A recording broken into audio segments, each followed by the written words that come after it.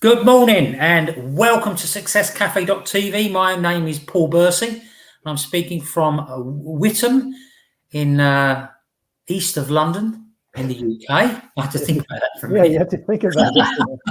So my co-presenter is... Hi everybody. Good morning, good afternoon and good evening. Warren Connolly coming to you from Santander in Hungary, Central Europe. Yeah. Today's subject, the fuel that propels relentless drive. Ooh, that's a good one. And it takes a lot of fuel. Yeah. Okay. Now, most people will think it's passion and desire and want and, necessity and things like that. And to a lesser extent, maybe it is. But I wonder what that was. Someone dropped something. Right. Someone dropped something, someone knocking their head. Okay. So Grant Cardone in his book, The 10X Rule, hit the nail on the head. And he said, fear is the great indicator. Mm-hmm. Okay. So what can you tell me about fear, Warren? I know that's a massive subject. In relation to, let's say, becoming an entrepreneur. Okay. Yeah. Fear can be such an overriding factor in someone's life, in any walk of life, regardless of whether you're an entrepreneur or not.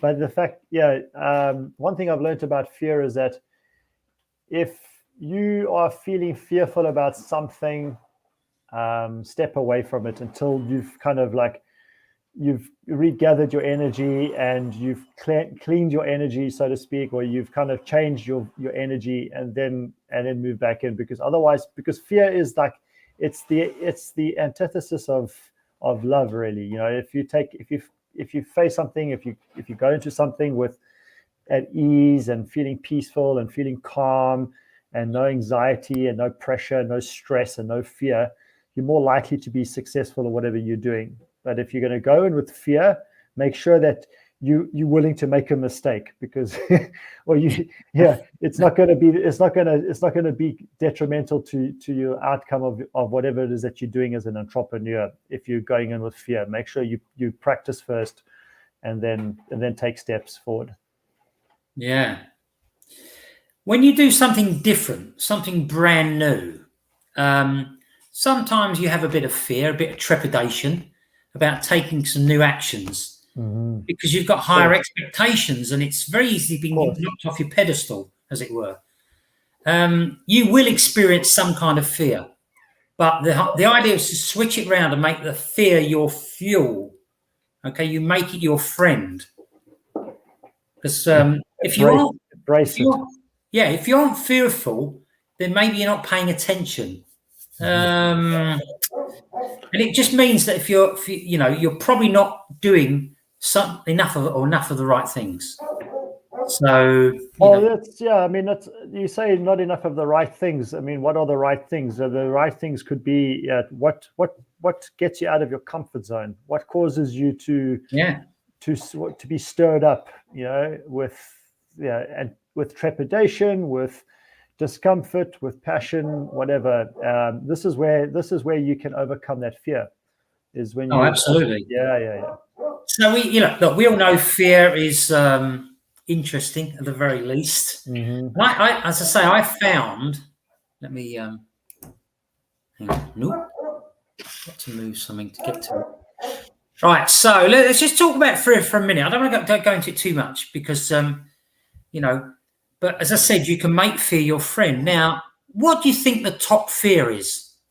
Again, there can be people who have different ideas about this, but what do you think one of the top fears is? You mean from a business perspective? No, any perspective, just for the sake of this. In life in general? Yeah. Speaking in public. Okay. Well, on this particular list, it doesn't mention it, but what it does say is social phobias. So maybe that's at number 8. Now, whether they're in any particular order, I don't know. The top one is the fear of spiders, arachnophobia. Yeah, okay.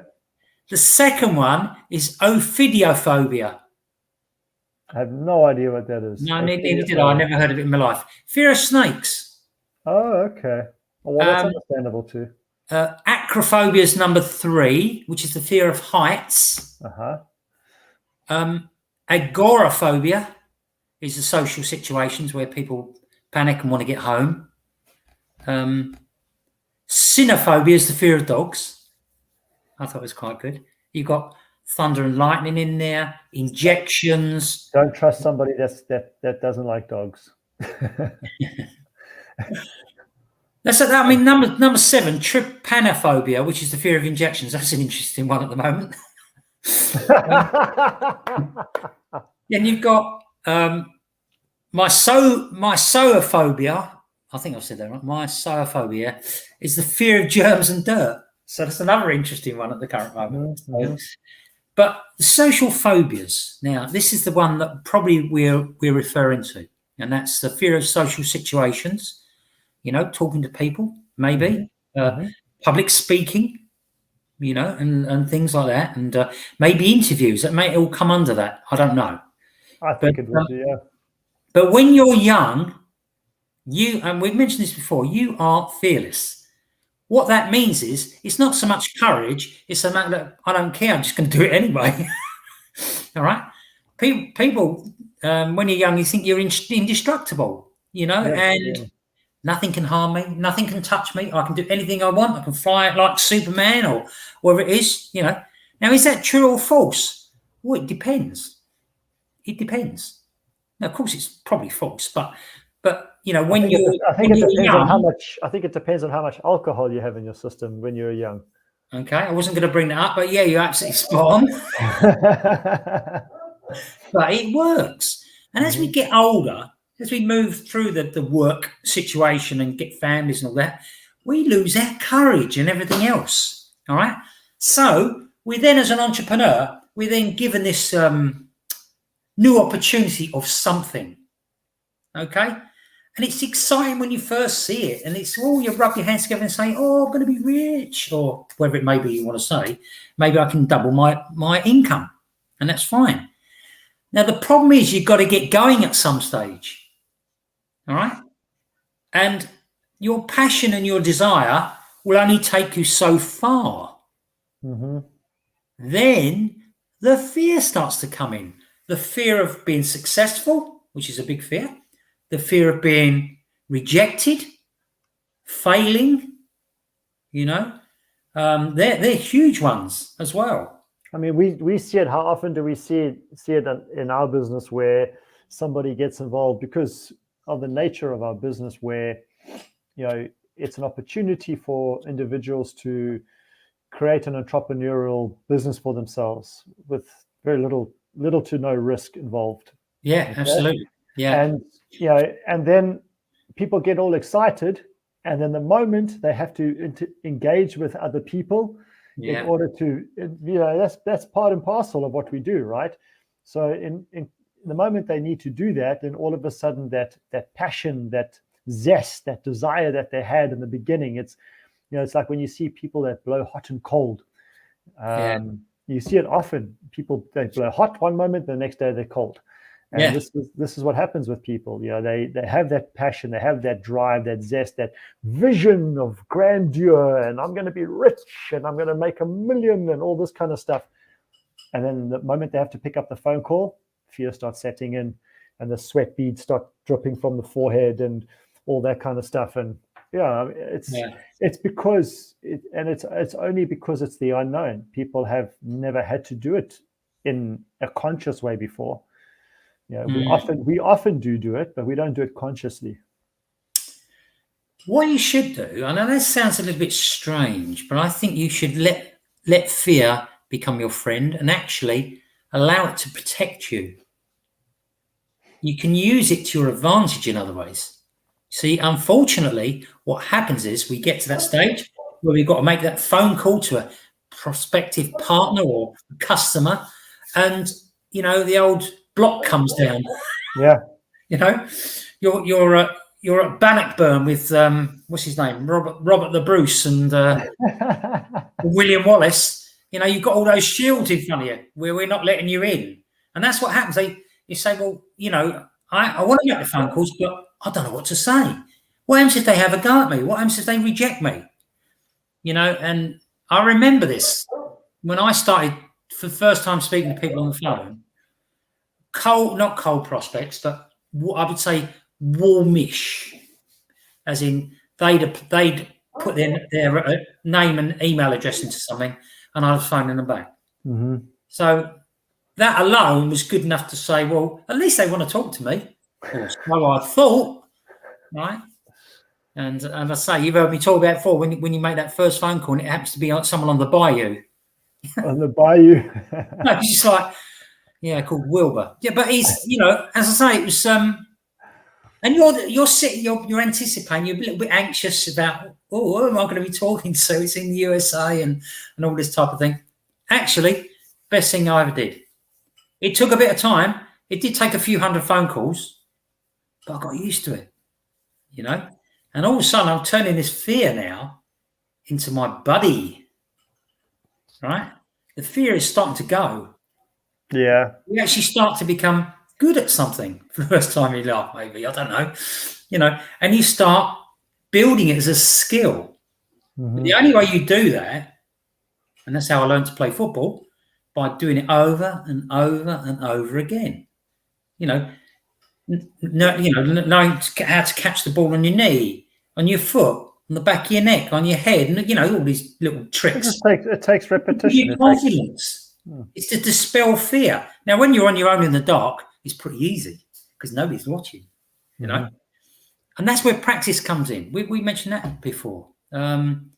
Fear basically isn't something that's bad. It's there to teach you. It's there to improve you. It's there for you to grow, and you have to make it your friend, your buddy, your associate. Okay, it's your critic, I know, and it's also your accountability partner. Yeah. Right, and sometimes it's unforgiving, but the problem is what people do when they start is they procrastinate. We've all done it. Don't think you're on your own when you procrastinate and don't do something. We've all done it. It may be a list of people to ring. You go, well, I'll do that later. Let's go wash the dishes. They won't be in anyway. Yeah. Yeah, they are in. They are in. They're actually waiting for your call. They don't know it, but they're waiting for your call. So what you want to do is basically seek out fear, right? Embrace it. Harness it and use it to propel your confidence. It's hard in the beginning, it will make you sweat. You'll have anxiety, and I know it's probably putting you off saying all that, but that's what fear is. Is it real? No, of course it's not. But anything can be hard if you allow it to be, or if you want it to be hard. This is, I have this. I see people struggling with this dichotomy every day. It's like they want to do something, they want to change something in their lives, but they, at the same breath, they expect it to be hard. Yeah. And I say to people, well, it's going to be hard if you want it to be hard, and if you're expecting it to be hard, that's kind of like saying, well, I resign myself to the fact that it's going to be hard. Yeah. But it doesn't have to be. It can be exciting, and there's a very fine line between something that is exciting to you and something that is fearful to you. Physiologically speaking, it's the same thing that's going on in your body. It's the same processes that are happening in your system. It's just how do you interpret that, those signals? So often you could be standing at the door to, I don't know, an interview. Let's say you're going in for an interview somewhere, and you're standing at the door to the offices where you're going in for the interview, and before you ring that bell, you're thinking to yourself, I'm here for an interview. And you think this could be the rest of my life. This could determine the future for the rest of my life. But in that moment, you can get excited about the prospect of that, or you can get fearful by the prospect of that. And one is going to propel you forward, and the other one's going to hold you back. Yeah. And that's all it is. It's just an interpretation of the same chemical processes that are happening within your system, in your brain, in your body. It's just how do we interpret that? And often unfortunately, that boils down to our upbringing as well. Depending on who your parents were, or your teachers, or your guardians, or whoever they were, how did they interpret that themselves? Before you went and jumped off that rock, did your parents come running up to you and go, no, you're gonna hurt yourself? Or did they come up to you and say, okay, now if you're gonna jump, be careful, you could hurt yourself, but just do it carefully. And then or they push you, they encourage you to do it. So and you look at it, well, that's how you look at things like that for the rest of your life. If it's something that's going to be potentially dangerous, or it's going to hurt you potentially. But also at the end of the day as well, Paul, you mentioned that you're terrified to make that phone call, but the other person on the other side, is waiting for your phone call, but they don't know it yet. Who cares what they think? It doesn't matter what they say. It doesn't matter. It's irrelevant. One of the things I got taught was, I know they call it smile and dial. It's got nothing to do with you. It's got nothing to do with you. But they called it smile and dial. And there's more than one reason to smile. But if you're just enjoying, just enjoy it. You've got a chance to speak to someone you never spoke before. And if you smile and say good morning, or whatever it is during the day, it's a good start. Especially if it's at nighttime, you say good morning. That's definitely going to get them laughing. I know we keep talking about the phone calls and things like that, but imagine you've got a piece of paper with 100 phone calls on it to make. Okay, now you have no idea what type of rejection or happy people or whatever it is you're going to speak. You just don't know, and it is a bit daunting at the beginning. But I had someone explain to me this way. He said, you have a list of 100 people to call there, okay? So the way to look at it is this, and this is relating to a specific business that I was in. Let's say you get 99 people that reject you, but you get one who buys, right? And it wasn't just on the phone call, but it's one that buys. So, and on this particular business, you made between £10, I'll rephrase that. Between 1,000, right, and 9,000 pound. That's a big or dollars, depending on what country you're talking to. Okay, so divide the 100 by both. So the phone calls were worth each one, regardless of what happened, £10 to £90 per call. That's what you were making. And I thought, well, that sounds pretty good. Mm-hmm. I actually changed my attitude to the call. I went, this is fun. I don't care what they say. So with some funny people like, how are you today? It's like, I'm having a conversation with them. And I forgot about the sale a little bit. I mean, I did sort of come to that, and I'd have to ask them maybe a half a dozen questions, but there were only questions that they'd already probably answered already. So it was nothing new. And it become so easy, and I have no fear about using the phone, about phoning anybody about anything. And I really don't care what they say, because their opinion has nothing to do with it. It's got nothing to do with it. Yeah. As much, you can't, you just got to keep your posture and be confident and just speak to them. And if it's somebody that you happen to know, even better. And they are, let's say for example, they take umbrage to the fact that you phoned them for something like that, whether it's to have a look at my product, or this could change your life in one way, shape, or form, or with the other. If they take umbrage to that, then so what? Then that means that they're not that important to you as maybe you thought they were. And it doesn't mean that you don't have to be friends with that person for the rest of your life. It just means that they're not that important to you anymore. But for many people as well, and saying that without taking it too lighthearted or too, being not, taking the significance of that away from somebody, it is hard to be able to do that. Yeah. When you know somebody and they treat you badly on the other side because you've coming to them with an opportunity, with an offer, or whatever that looks like. Okay, it's irrelevant what business it is. Business is business at the end of the day. When you're doing business with somebody, you providing an opportunity. You say to them, I have this product. this could really change your life. And I just want you to see it. That's all. Now, this simple little product could literally change someone's life. Tell me that's a dog ball, not a little mine. It's a little mine. Okay.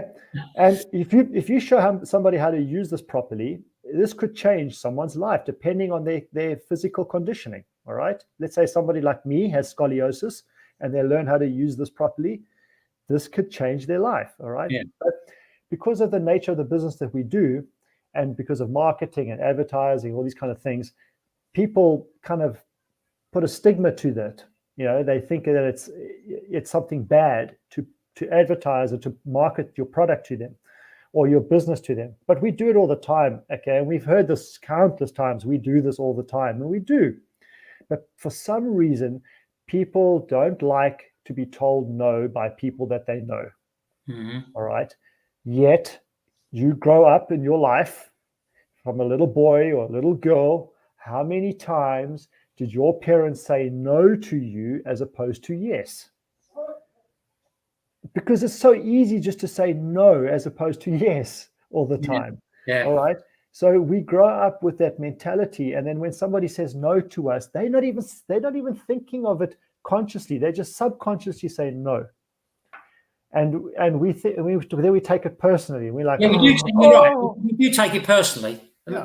Until you get used to it. Yeah. Oh, just for our podcast people, what you were showing there is dog ball. It looks like a mini version of a mine that used to stack shipping and things like that. Yeah. Black. So massage ball. So sorry. Yeah.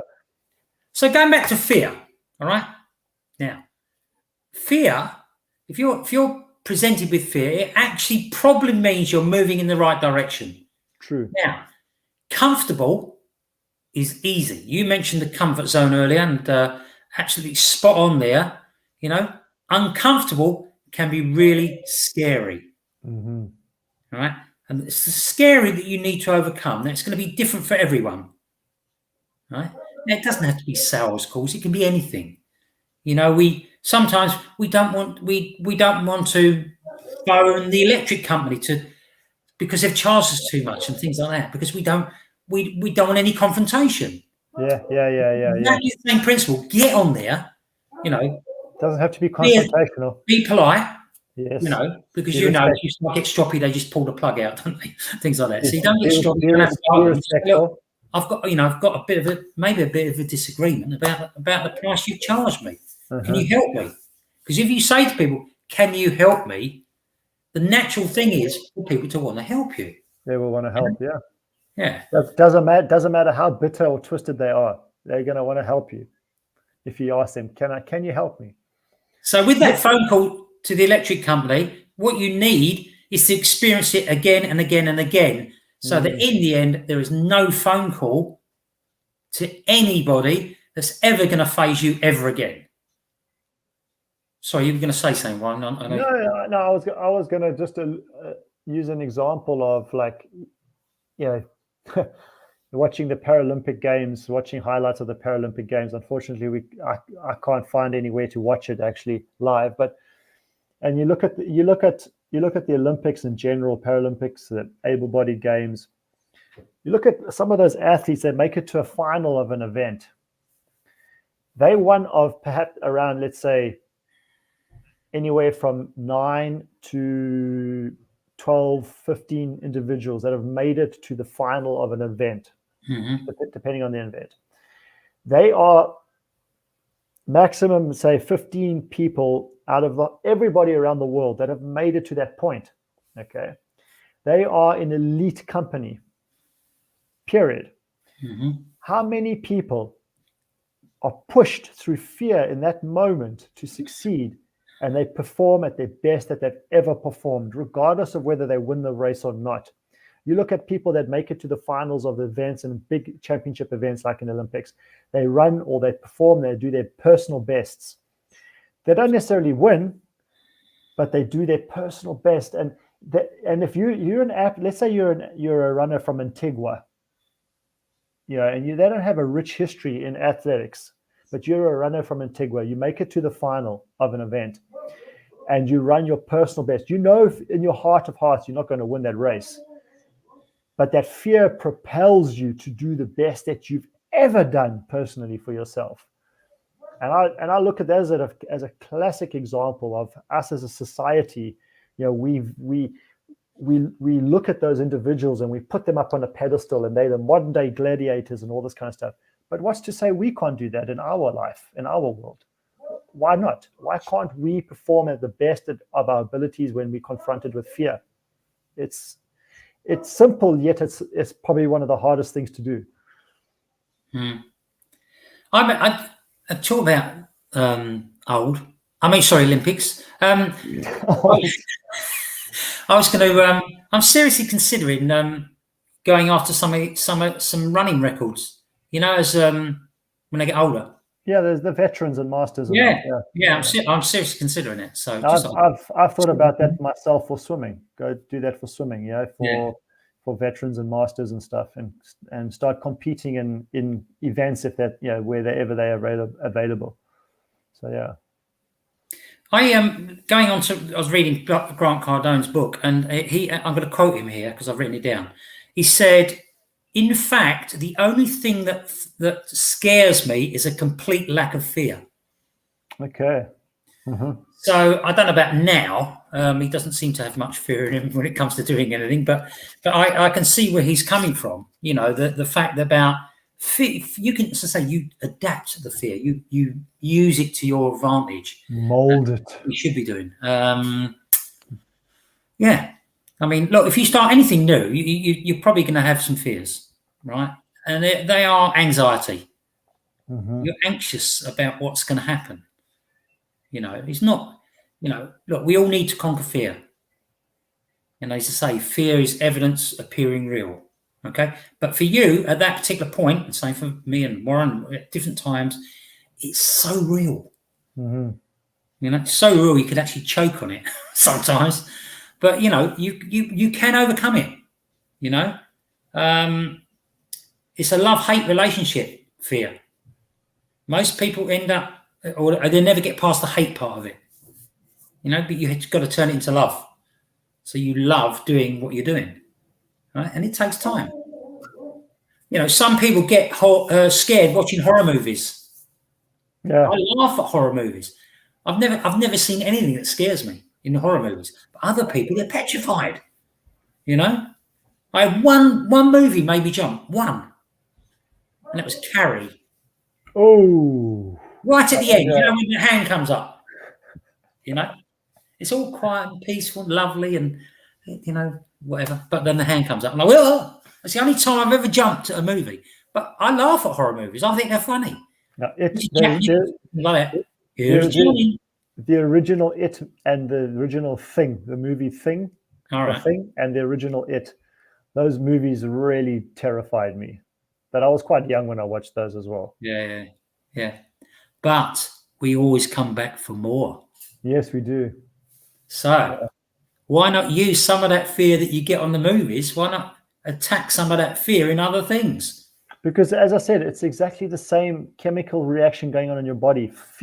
Find that feeling and use it for your passion and your drive and your enthusiasm. Create that feeling and go in with the mindset that this is something that I'm going to achieve. I'm going to accomplish. It's something that I'm going to overcome, and I'm going to do damn well at it. As I say, life is risky.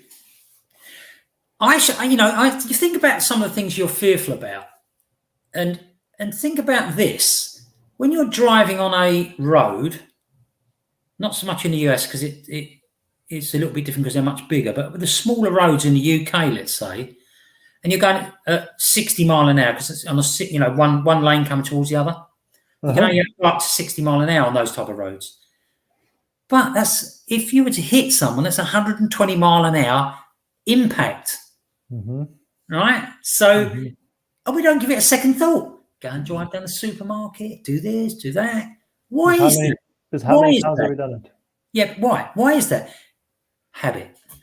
Repetition, habit, yeah. Repetition. Yeah, that's it. And that is far more risky than picking up a phone. Anything else you've got to fear about. And if you talk about that, and you think about now. I've lived in the UK, and I've driven down those country roads before at nighttime, and you know the road like the back of your hand. Yeah. And at nighttime, you're driving, and you can only see as far as your lights show you. But that is nothing. That distance that you can see is nothing in comparison to the reaction time that you need in order to see what's coming ahead, slam on the brakes, take evasive action. You're not going to do it in time, but you do it in any case. Yeah, that's right. Yeah, you do it. And I guarantee most of you have never had an accident like that. And you probably never will. You probably never will. But it is still risky. Life is risky, and I said that, as I say, most of the fear that we have is never going to happen, is it? Really? It's like walking a forest in the middle of the night. There's nobody there. There is nobody there, but I bet fear wouldn't do it. I think it's great. I used to do it in the police. We used to go across country to do certain things. Can't tell you what. And it was the best. I never ever saw anyone once. But that's because of movies. Yeah, I know. Yeah. Yeah. So most of the time, fear doesn't even occur, and that's what we're talking about here. It's all about emotions. It's how you cater for that particular situation. Mm-hmm. All right. So. Many people allow that fear as a scapegoat and use it as a scapegoat to not do something. All right. So, or an excuse, whatever way you want to look at it. And that shouldn't be the case. All right. We can all hide behind our excuses. What we should learn to do is reframe the whole situation. Turn it round, and make them. Put it in our favour, because that's where the joy is, overcoming fear. At the end of it, yeah, definitely. Now we're not talking about, when we talk about fear, we're not talking about gut feeling, because you can actually use gut feeling to your advantage as well. So if you're walking along a dark road, we shouldn't be walking along, or it's not the best of areas to be in, then yes, you should be on your toes. You should be aware. Not to the point where you're trembling, but you should be aware of what's going on around you and things like that. And that's just safety, So you can utilize fear to your advantage. And if I always used to get nervous before a race and things like that, and I use it to my advantage. And you can bottle it up a little bit, just a little bit, so that when the gun goes, I'm free. It's like you may not win, but you're free. It's like so, and you should never back away from things. That's the other thing as well, unless it's prudent to do so, like a fight or something. A, you're not going to win, or B, you don't want to be in a fight, or whatever it is. There's times to back away. But I've always and Grant Cardone said this as well. He said, "Eat your fears."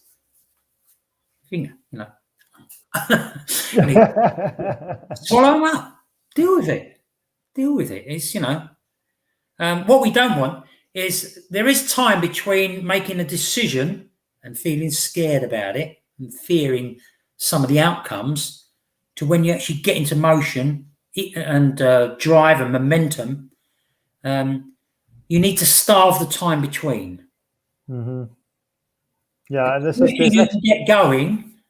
quicker you can get going, the better it is. If you think about it, unless there are times you do have to think about things, but generally speaking, if you starve the time in between the decision and the action, it's much, much better. So, yeah, there's actually an NLP technique that you can use for yourself if you know how to use it, where you take a traumatic event, for example, that you've experienced, or a major fear that you have for something, and then you repeat that process in your head. But each time you do so, you're actually there's a specific way you do it, and what you're doing is you're minimizing the effect of that event in your mind. So you're changing it. For example, let's use an example of somebody attacks you. So you, like you said, you're walking down a street at nighttime, and you are conscious of what's going on around you. You're aware of what's going on around you. As you walk past a building, there's a small alleyway, somebody jumps out and attacks you. Now, you can either resign yourself to the fact that that happened and accept, and you go, okay, every time I walk down the street, every time I walk past a corner, I'm going to be terrified someone's going to jump out at me. Or you can replay that event in your head, and then each time you replay it, that individual gets smaller and smaller and smaller to the point where they're like Mickey Mouse. Yeah. You're right. And they become comical. And you can take parts of their body and you can make like a caricature out of them. So to you it becomes more that individual, not the event, becomes humorous, but the attacker becomes humorous to you. The attacker becomes insignificant to you.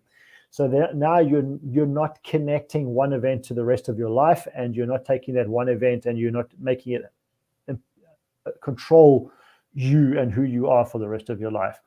And you can do this for pretty much any fear that you really have. It's just about knowing how to do it, how to use that technique correctly and effectively enough. But you can do this. If you have a fear, an overriding fear that is holding you back, and the way you'll know if it's holding you back is, do you procrastinate a lot about something? Do you make excuses? Like Paul said, you make excuses for stuff. You don't take accountability for something. And if you just feel it in your body, you just think about it, and all of a sudden your body starts to get tight, and your chest gets tight, and your breathing gets shallow. Then figure out a way to overcome that, because otherwise that can really become debilitating and hold you back for the rest of your life, and you won't even really realize it. Yeah. Yep. Absolutely. So, okay. So just wrapping up now, fear is a powerful emotion. Now you can let it win, or you can use it to your advantage. Fear can be, and this is what, again, Grant Cardone said, fear can be a powerful driving factor behind positive action if you know how to leverage it. Right? So you have to use fear in a positive way. Right? I love his books because fear, it's about fear. Most of the books are about fear and skill. So, but you need to recognize your fear. That's one of the biggest things. Now, we said about not starving time in between, but there are sometimes you need to take a little look at it as well. So don't ignore it, deal with it. All right. Also don't linger in it. No, that's right. No, that's right. It is starving this fear that anyway. Use fear, check in, on reality, examine what it is. Don't stay there too long, but examine what it is so you know what you're dealing with. And you can turn fear on its head. You can smash it to pieces if you want. All right. And I must admit, I suppose I'm at this point in time where I don't have any fears, really. Learn. I know what to go headlong into, and I know what not to go headlong into. And and that's what you got to do. But not from a place of fear. You just got to be sensible. Now, I wasn't always sensible as a police officer, as in going into where angels fear to tread, as I've mentioned before, and I had no fear for that. But get me on a stage talking from the heart, and I'm in different ball game. I'm getting there, even at my age. I'm actually getting there, and I'm looking forward to actually when I do get up there at some stage. It's never too late. It's never too late to overcome a fear. And I just want to wrap up with this quickly, is that one of the great things about what we do, Paul and I, is that we're talking a lot about telephone calls and making phone calls and the fear of making phone calls.